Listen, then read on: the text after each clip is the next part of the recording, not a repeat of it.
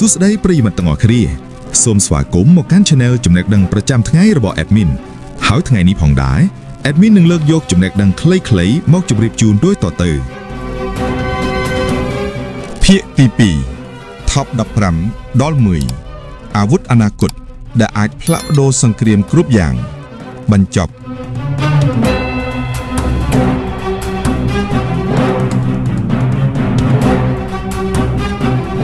លេខ5 Hypersonic Glide Vehicle អាវុធនេះអាចហក់លឿនជាងសំឡេងជាច្រើនដងវាអាចបដូរទិសដៅនៅលើអាកាសបានយ៉ាងងាយធ្វើឲ្យប្រព័ន្ធការពារដែនអាកាសមិនអាចទប់ទល់បាន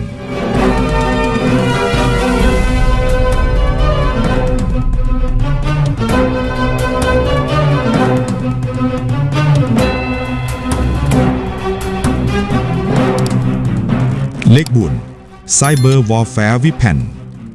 អាវុធមិនចាំបាច់មានគ្រាប់បែកឬមិនមែនជាគ្រាប់ផ្ទុះទេ Cyber Weapon វាអាចវាយប្រហារទៅលើប្រព័ន្ធអគ្គិសនីឬអ៊ីនធឺណិតធ្វើឲ្យប្រទេសមួយទាំងមូលឈប់ដំណើរការ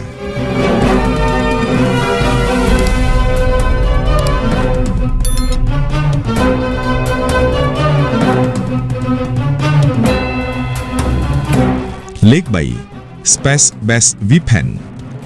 អាវុធពីលើអវកាសវាអាចបាញ់ពីផ្កាយរណបចុះមកផែនដីដោយល្បឿនលឿនខ្លាំងនិងគ្មានការព្រមានឡើយ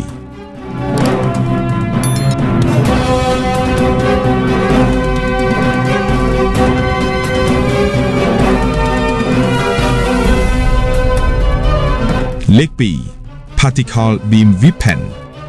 Particle Beam អាចបាញ់ថាមពលអាតូមទៅលើគោលដៅវាអាចបំផ្លាញគ្រឿងបរិក្ខារយោធាដោយមិនចាំបាច់ប៉ះផ្ទាល់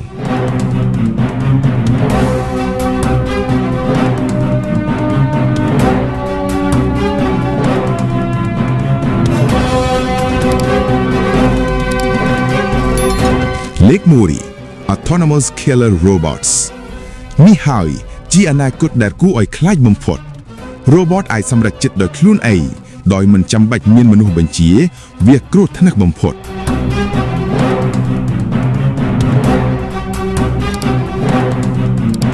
នេះគឺជាអាវុធ Top 10ដែលសាហាវបំផុតនាពេលអនាគតតើលោកអ្នកគិតថាប្រភេទមួយណាដែលគួរឲ្យខ្លាចបំផុតនៅវីដេអូបន្ទាប់យើងនឹងយល់ដឹងអំពីអ្វីផ្សេងៗជាច្រើនទៀតសូមអរគុណ